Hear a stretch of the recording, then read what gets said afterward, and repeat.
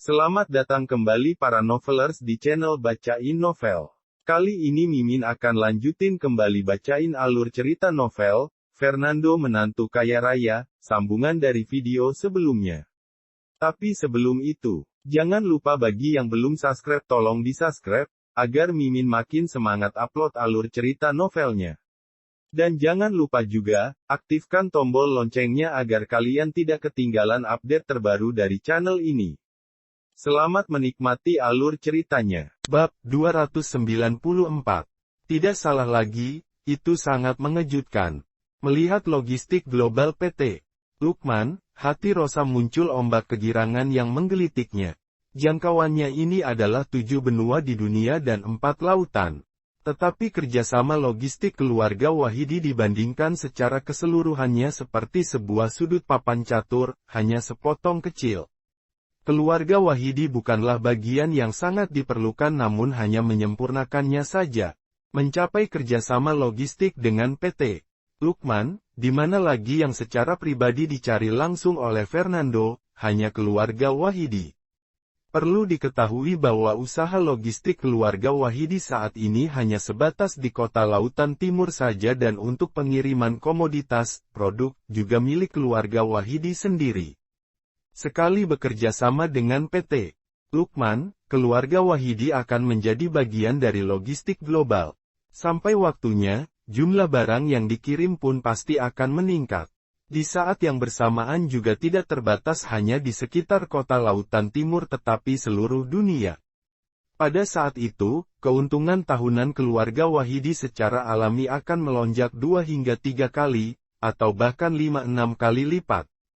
Di masa depan dapat melebihi keluarga nomor 1 yaitu keluarga Haddad, itu bukanlah hal yang mustahil. Ini adalah kesempatan besar. Rosa sangat menggebu-gebu, matanya berbinar-binar seperti melihat prospek besar bagi keluarga Wahidi di masa depan. Bu Rosa, apakah sudah mempertimbangkan untuk menandatangani kontrak ini?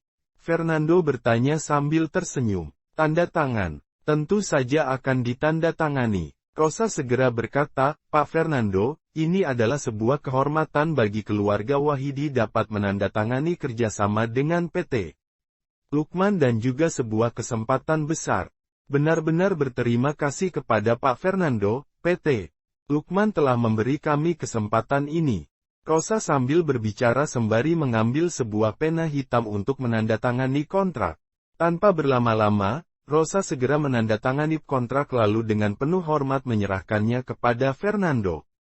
Mari bekerja sama dengan baik. Fernando mengambil kontrak, memasukkannya kembali ke dalam tas dan menjabat tangan Rosa.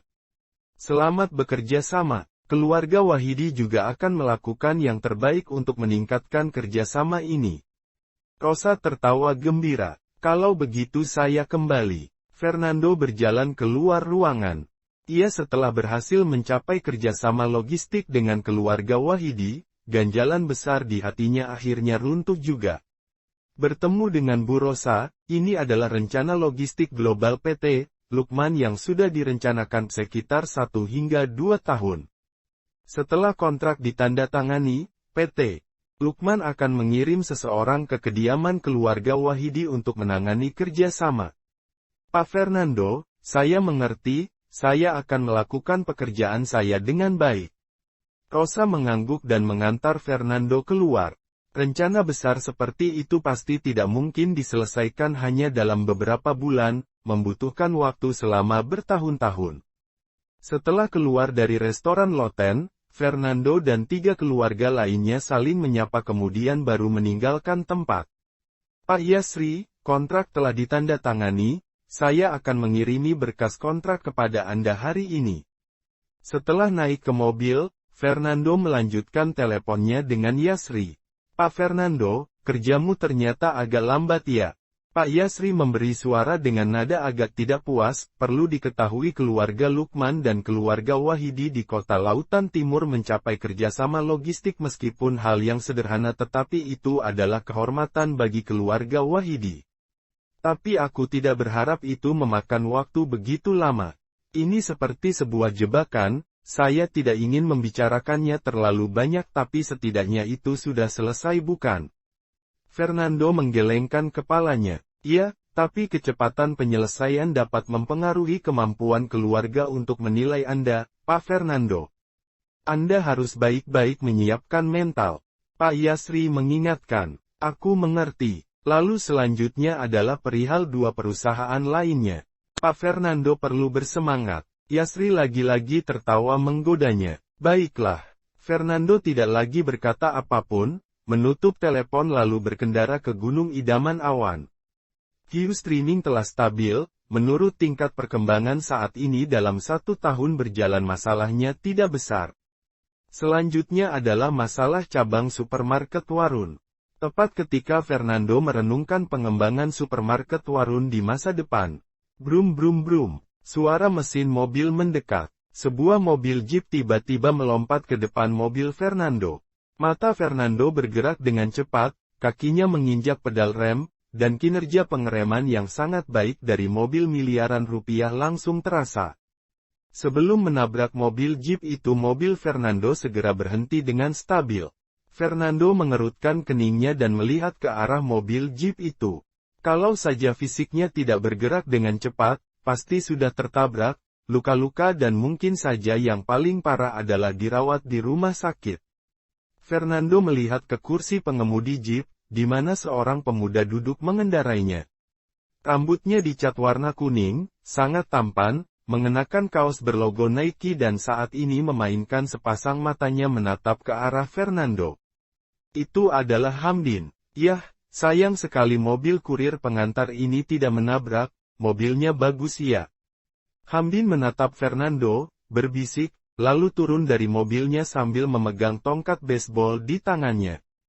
Klik, pintu kursi belakang jeep terbuka dan 4 orang berbadan besar turun dari dalamnya. Keempat pria besar ini mengenakan jas, kacamata hitam, tubuhnya tinggi, otot bahunya tampak kekar seperti sebuah bukit, mereka berdiri di belakang Hamdin, ternyata ia membawa pengawal. Fernando membuka sabuk pengamannya, keluar dari mobil dan berjalan ke arah Hamdin, matanya dengan tenang meliriknya ringan sambil berkata. Ada masalah, Fernando, apakah kamu idiot? Jika tidak ada apapun, masa aku menghentikanmu di tengah jalan?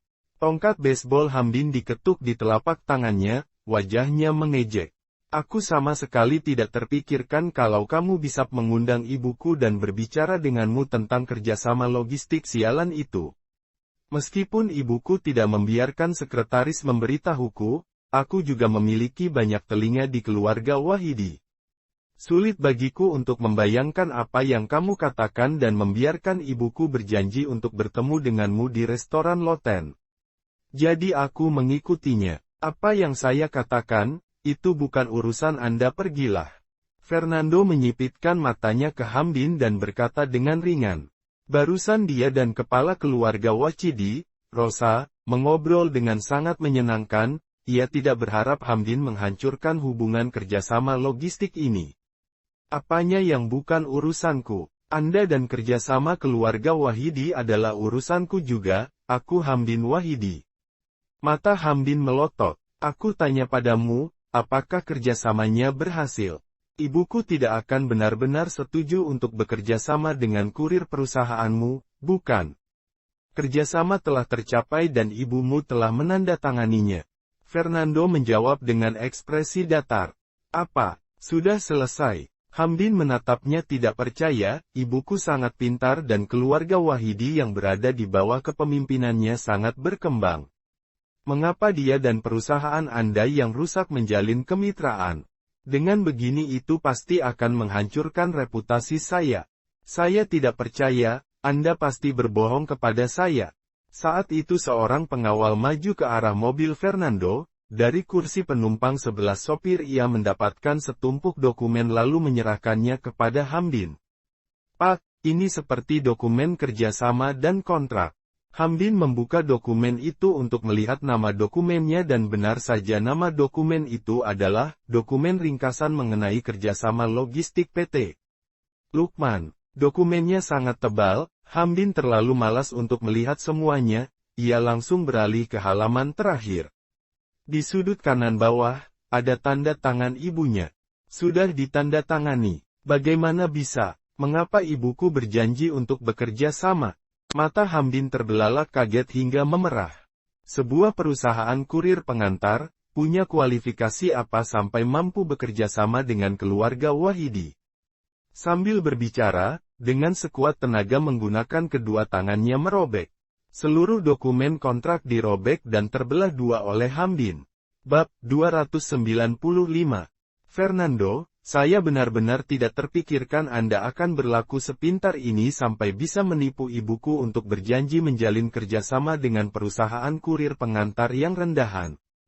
Hamdin gemetar karena marah, kemampuan berbicara Anda itu benar-benar hebat. Petik 2. Ia merobek dokumen kontrak menjadi dua, Hamdin sangat panas dan marahnya tak tertahankan. Merobek. Dia terus menggunakan tenaganya untuk merobek dokumen itu. Merobek. Tak berapa lama, dokumen kontrak yang awalnya sangat tebal telah hancur berkeping-keping dirobek oleh Hamdin. Dia melambaikan tangannya. Wow, potongan-potongan besar kertas yang disobek itu dilempar dan jatuh ke tanah seperti kepingan salju. Hamdin menghembuskan nafas panjang dan ia merasa kemarahan dalam hatinya telah banyak berkurang. Fernando, sekarang dokumen kontrak itu sudah saya sobek, tanda tangan ibuku ada di atasnya maka itu sekarang sudah tidak bisa dianggap sah. Hamdin mengejek Fernando, bukankah sekarang Anda sangat sedih? Frustrasi, tidak mudah bukan untuk mencapai kerjasama dengan ibuku, memanjat cabang yang tinggi milik keluarga Wahidiku, kalau Anda masih berani menjalankan impian Anda, lain kali, impian Anda yang akan saya sobek. Raut wajah Fernando tampak tidak berubah dan dengan tenang menatap Hamdin.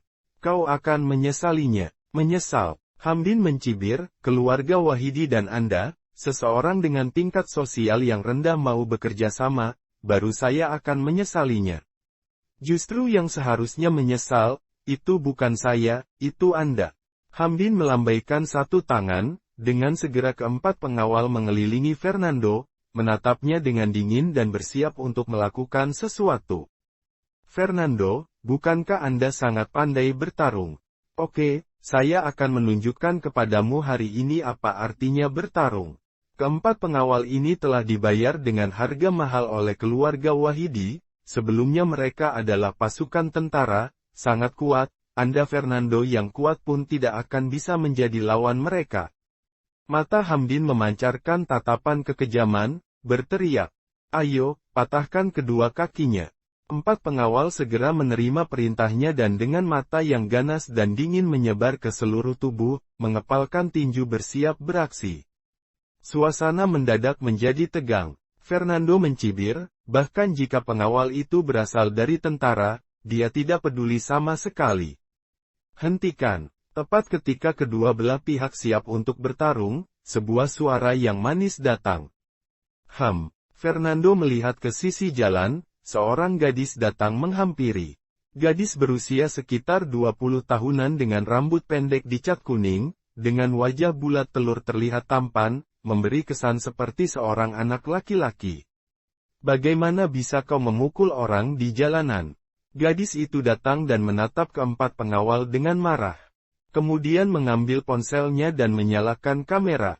Sekarang ini masyarakat berada di bawah aturan hukum, ketika di jalan menabrak orang, itu melanggar hukum. Dan sekarang kalian berempat mengeroyok satu orang. Kemudian dia tersenyum pada Fernando menunjukkan sederet gigi putihnya. Kakak kecil, jangan takut, jika mereka memukulmu, aku akan merekam video dan memanggil polisi untuk menangkap mereka semua. Lalu mereka akan masuk penjara. Mendengar hal ini, Fernando menggelengkan kepalanya tanpa berkata apapun. Jika ia benar-benar merekam video, dia tidak akan melihat mereka memukuli Fernando tetapi malah keempat pengawal ini yang dipukuli oleh Fernando. Gadis kecil, aku menyarankan kamu untuk tidak terlalu ikut campur. Hamdin mengerutkan kening dan menatap dingin gadis itu. Ini adalah masalah keluarga Wahidi. Anda hanya seorang pejalan kaki, pergilah sejauh mungkin. Mata Hamdin terbelalak kaget hingga memerah. Sebuah perusahaan kurir pengantar, punya kualifikasi apa sampai mampu bekerja sama dengan keluarga Wahidi? Sambil berbicara, dengan sekuat tenaga menggunakan kedua tangannya merobek. Seluruh dokumen kontrak dirobek dan terbelah dua oleh Hamdin. Bab 295. Fernando, saya benar-benar tidak terpikirkan Anda akan berlaku sepintar ini sampai bisa menipu ibuku untuk berjanji menjalin kerjasama dengan perusahaan kurir pengantar yang rendahan. Hamdin gemetar karena marah, kemampuan berbicara Anda itu benar-benar hebat. Petik 2. Ia merobek dokumen kontrak menjadi dua, Hamdin sangat panas dan marahnya tak tertahankan. Merobek. Dia terus menggunakan tenaganya untuk merobek dokumen itu. Merobek. Tak berapa lama, dokumen kontrak yang awalnya sangat tebal telah hancur berkeping-keping dirobek oleh Hamdin. Dia melambaikan tangannya. Wow, potongan-potongan besar kertas yang disobek itu dilempar dan jatuh ke tanah seperti kepingan salju. Hamdin menghembuskan nafas panjang dan ia merasa kemarahan dalam hatinya telah banyak berkurang. Fernando, sekarang dokumen kontrak itu sudah saya sobek, tanda tangan ibuku ada di atasnya maka itu sekarang sudah tidak bisa dianggap sah. Hamdin mengejek Fernando, bukankah sekarang Anda sangat sedih? Frustrasi, tidak mudah bukan untuk mencapai kerjasama dengan ibuku, memanjat cabang yang tinggi milik keluarga Wahidiku, kalau Anda masih berani menjalankan impian Anda, lain kali, impian Anda yang akan saya sobek. Raut wajah Fernando tampak tidak berubah dan dengan tenang menatap Hamdin. Kau akan menyesalinya. Menyesal. Hamdin mencibir, keluarga Wahidi dan Anda, seseorang dengan tingkat sosial yang rendah mau bekerja sama, baru saya akan menyesalinya. Justru yang seharusnya menyesal, itu bukan saya, itu Anda. Hamdin melambaikan satu tangan, dengan segera keempat pengawal mengelilingi Fernando, menatapnya dengan dingin dan bersiap untuk melakukan sesuatu. Fernando, bukankah Anda sangat pandai bertarung? Oke, saya akan menunjukkan kepadamu hari ini apa artinya bertarung. Keempat pengawal ini telah dibayar dengan harga mahal oleh keluarga Wahidi, sebelumnya mereka adalah pasukan tentara, sangat kuat, Anda Fernando yang kuat pun tidak akan bisa menjadi lawan mereka. Mata Hamdin memancarkan tatapan kekejaman, berteriak, ayo, patahkan kedua kakinya. Empat pengawal segera menerima perintahnya dan dengan mata yang ganas dan dingin menyebar ke seluruh tubuh, mengepalkan tinju bersiap beraksi. Suasana mendadak menjadi tegang. Fernando mencibir, bahkan jika pengawal itu berasal dari tentara, dia tidak peduli sama sekali. Hentikan. Tepat ketika kedua belah pihak siap untuk bertarung, sebuah suara yang manis datang. Fernando melihat ke sisi jalan, seorang gadis datang menghampiri. Gadis berusia sekitar 20 tahunan dengan rambut pendek dicat kuning, dengan wajah bulat telur terlihat tampan, memberi kesan seperti seorang anak laki-laki. Bagaimana bisa kau memukul orang di jalanan? Gadis itu datang dan menatap keempat pengawal dengan marah. Kemudian mengambil ponselnya dan menyalakan kamera. Sekarang ini masyarakat berada di bawah aturan hukum, ketika di jalan menabrak orang, itu melanggar hukum. Dan sekarang kalian berempat mengeroyok satu orang. Kemudian dia tersenyum pada Fernando menunjukkan sederet gigi putihnya. Kakak kecil, jangan takut, jika mereka memukulmu, aku akan merekam video dan memanggil polisi untuk menangkap mereka semua. Lalu mereka akan masuk penjara. Mendengar hal ini, Fernando menggelengkan kepalanya tanpa berkata apapun. Jika ia benar-benar merekam video, dia tidak akan melihat mereka memukuli Fernando tetapi malah keempat pengawal ini yang dipukuli oleh Fernando. Gadis kecil, aku menyarankan kamu untuk tidak terlalu ikut campur. Hamdin mengerutkan kening dan menatap dingin gadis itu. Ini adalah masalah keluarga Wahidi, Anda hanya seorang pejalan kaki, pergilah sejauh mungkin. Bab 296. Pengawal itu menatap mata Fernando dengan ketakutan. Seperti sebuah lelucon, ketiga temannya saja dihabisi oleh pemuda ini hanya dalam beberapa detik, dan sekarang dia sendirian, bagaimana bisa menjadi lawannya? Pergi. Tatapan mata Fernando tampak dingin menatap pengawal itu. Iya, aku pergi, aku pergi. Pengawal itu seperti mendapat pengampunan, ia berbalik dan berlari dengan cepat. 3 pengawal yang tersisa sedang tergeletak di tanah bangkit berdiri, saling membantu dan dengan malu pergi meninggalkannya. Barusan ketiga pengawal itu semuanya dikalahkan olehmu. Gadis itu datang menghampirinya, matanya menatap dari atas sampai bawah dengan penuh kekaguman. Jika tidak ada orang lain, maka itu pasti aku. Fernando menyilangkan tangannya di belakang dan tersenyum samar. Gadis ini melihat sesuatu yang salah, bergerak maju untuk menghentikannya, sebuah sikap yang berani, memberikan Fernando kesan yang baik terhadapnya. Benar-benar tidak terpikirkan, Anda sangat hebat. Gadis itu bertepuk tangan merasa penuh kejutan. Tak satu pun dari ketiganya adalah lawan Anda, dan jika Anda berada di area abu-abu, dengan keterampilanmu, hanya butuh beberapa bulan Anda akan menjadi penguasa yang terhebat. Fernando tersenyum, di wilayah abu-abu kota lautan timur, dia sudah menjadi pemimpinnya. Setelah itu Fernando kembali menatap gadis itu. Gadis ini berambut pendek yang dicat kuning dengan anting-anting di telinganya. Ia mengenakan jaket denim dengan lengan yang tergulung dan mengenakan t-shirt biru di dalamnya dengan dada yang tegap, mengenakan legging ketat dan pada pergelangan tangan kirinya terlihat tato yang samar, memberikan kesan yang santai dan cuek. Apakah kamu di jalanan? Fernando bertanya dengan ragu. Penampilanmu sedikit menarik perhatian. Gadis itu memberikan tepukan lembut di bahu Fernando dan tersenyum berkata, saya berada di jalan bendera merah ini, di bawah kekuasaan Kak Nasrun. Anda memiliki keterampilan yang bagus, apakah tertarik untuk bergabung di bawah kekuasaan Kak Nasrun, agar kau tetap aman? Fernando tidak mengenal Kak Nasrun dan juga tidak tertarik pada area abu-abu, jadi dia menggelengkan kepalanya. Ayolah, ini sebuah kesempatan yang bagus, masa kamu tidak memanfaatkannya?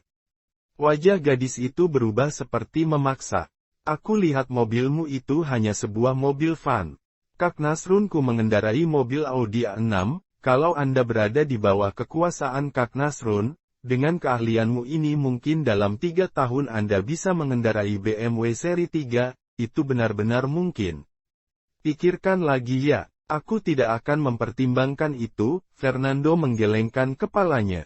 Tidak mau membuat kemajuan. Gadis itu memutar matanya dan dengan sangat riang bertanya, oh ya, namaku Liana Habil, siapa, namamu? Fernando Lukman. Fernando Lukman. Liana meneriakkan nama itu lalu matanya menoleh seolah sedang memikirkan sesuatu lalu ia menepuk bahu Fernando. Pertemuan ini seperti sebuah takdir, apakah tertarik untuk pergi ke bar Kak Nasrun untuk minum dan mengobrol? Boleh juga, Fernando mengangguk, bagaimanapun tidak ada yang bisa dilakukannya kalau ia kembali sepagi ini, akan lebih menyenangkan kalau bisa pergi ke bar dan minum serta bersantai. Belakangan ini, dia benar-benar terlalu sibuk dan merasa sedikit lelah. Baiklah, ayo pergi. Di sudut mulut Liana terlukis sebuah senyum licik, lalu ia berjalan masuk ke mobil Fernando, duduk di kursi penumpang sebelah supir. Bar ini disebut Midnight Bar, tidak jauh dari sini hanya sekitar 10 menit, pakai GPS. Liana berkata sambil mengenakan sabuk pengaman. Baiklah. Fernando membuka GPS. Hei, mobil vanmu dari luar terlihat biasa saja namun ternyata interiornya cukup mempesona ya. Liana melihat sekeliling mobil Fernando dan berkata dengan suara pelan. Kursinya nyaman untuk duduk, sama seperti jok kulit. Itu benar-benar kulit asli. Fernando menyalakan mobil dan mulai mengendarai. Bohong. Liana memutar matanya, meskipun aku tidak mengerti mobil, tetapi mobil. Anda terlihat seperti mobil van, bagaimana mungkin Anda bisa membeli jok kulit? Fernando hanya tersenyum tanpa berkata apapun, ia terus mengikuti GPS menuju Midnight Bar. Sementara, di pintu masuk restoran Loten, Rosa duduk di mobil Audi A8 dan sedang menelepon, wajahnya penuh kegembiraan. Om Tanjung, keputusannya adalah menjalin kerjasama dengan PT Lukman dan kontrak telah ditandatangani. Saya baru saja melihat ringkasan logistik global PT Lukman dan sangat mengejutkan. Ini adalah sistem logistik yang mencakup 7 benua dan 4 samudera di dunia. Keluarga Wahidi, jika kita bergabung dengan sistem ini, keuntungan tahunannya pun pasti akan meningkat berlipat ganda. Dalam 3 atau 4 tahun dapat melampaui keluarga Haddad, bukanlah hal yang tidak mungkin. Benarkah? Di ujung telepon terdengar nada yang terkejut, bagus. Rosa, kamu telah melakukan hal yang hebat untuk keluarga Wahidi. Apakah kamu yakin bahwa tidak ada yang salah dengan kontrak itu dan telah ditandatangani dengan benar? Om Tanjung, jangan khawatir tentang itu, setiap lembar kertas telah kutandatangani dengan namaku dan diberi cap, tidak akan ada kesalahan, kita hanya perlu menunggu dengan tenang sampai perwakilan dari PT Lukman datang dan mengurus segalanya. Rosa tertawa. Bagus, bagus, bagus. Tanjung sampai mengatakan kata bagus hingga 3 kali, ia sangat bersemangat. Kerjasama logistik ini adalah kesempatan besar bagi keluarga Wachidi. PT Lukman dapat menggunakan logistik keluarga Wahidi, dan keluarga Wahidi juga dapat menggunakan logistik milik PT Lukman. Sampai tiba waktunya, jika kita menjual produk milik keluarga Wahidi ke seluruh dunia tentunya keuntungan yang didapat akan sangat mengesankan. Dapat dikatakan, 43 kota di timur Indoland telah menjalin kerjasama logistik dengan PT Lukman. Di antaranya, orang yang paling diuntungkan pasti keluarga Wahidi. Rosa, kamu kali ini benar-benar melakukannya dengan sangat baik. Malam ini, mari kita mengumpulkan para pemimpin senior keluarga Wahidi dan juga generasi muda untuk mengadakan pesta perayaan. Hal baik macam ini harus dibagikan. Nah, kalau begitu ketika saya sampai di rumah, saya akan segera mengurusnya. Rosa menganggukkan kepalanya. Sekitar 10 menit di perjalanan, Fernando akhirnya memarkir mobilnya di luar bar. Fernando, ini dia. Liana dan Fernando keluar dari mobil bersama-sama dan ia menunjuk ke bar yang berada di depan mereka. Midnight Bar. Fernando mendongakkan kepalanya dan melihat bahwa bar ini adalah bar kecil, sekarang masih sore, tidak banyak tamu yang datang. Keduanya memasuki bar, di dalam cahayanya sedikit remang-remang. Melihat Liana, beberapa pelayan menyapanya dengan senyum. Liana sudah datang. Masih terlalu pagi untuk datang bekerja. Liana juga menyapa orang-orang ini satu persatu, dan kemudian menarik Fernando ke kursi dan mempersilahkannya duduk. Fernando, kamu duduk di sini sebentar ya, nanti saya akan ke sini lagi. Baiklah. Fernando mengangguk dan Liana berjalan menuju meja bar. Di dalam bar berdiri seorang pria parubaya mengenakan jas dan dasi, memegang handuk putih sambil menyeka gelas anggur. Pria itu berkumis, terdapat beberapa kerutan di pipinya dan matanya terlihat kelelahan. Kak Nasrun. Liana berjalan ke pria yang berada di depannya sembari menyeringai. Pria ini adalah pemilik bar malam, Nasrun Chandra. Di Jalan Bendera Merah ini cukup terkenal. Liana, kamu datang begitu cepat hari ini. Nasrun tanpa sengaja menatap Liana lalu menggelengkan kepalanya tanpa daya. Sebenarnya kamu tidak perlu datang sepagi ini. Bagaimanapun, bar ini akan segera ditutup. Saya sudah memperkirakan bahwa dalam beberapa saat orang-orang Hasan Wahdi akan segera datang mencari masalah. Petik 2. Hanya seorang Hasan Wahdi, apa yang harus ditakuti? Liana mendengus, jarinya menunjuk ke arah Fernando sambil berbisik. Kak Nasrun, aku membawakanmu seseorang, orang ini sangat hebat. Bersambung ke bab 297. Terima kasih sudah setia di channel ini. Sampai jumpa.